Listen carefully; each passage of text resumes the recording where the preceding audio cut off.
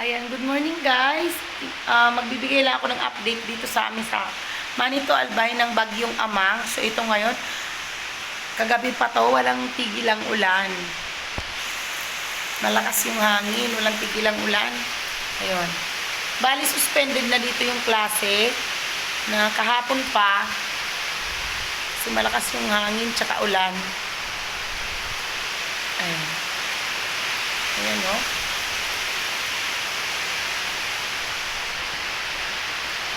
Kabugso-buso ang hangin at madilim guys. Dito to guys, Manito Albay. Yan. Na-update ko lang kayo para malaman nyo yung kalagayan dito. Andito ako sa taas namin. Ayan. Yan. Malakas talaga yung ulan niya. Matama dun no. Naku po, sana hindi tumama.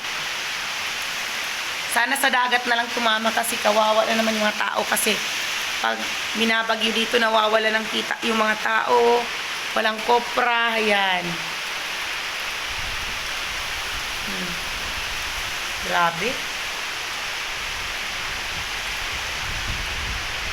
Kalbo na yung baba namin, oh. Wala na ano.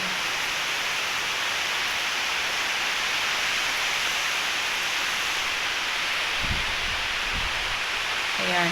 Yun lang guys, mag-ingat po tayong lahat. Sana sa dagat na lang tumama at tingnan mo at lakas ng ulan. Target niya yung Samar, Bicol, ganyan.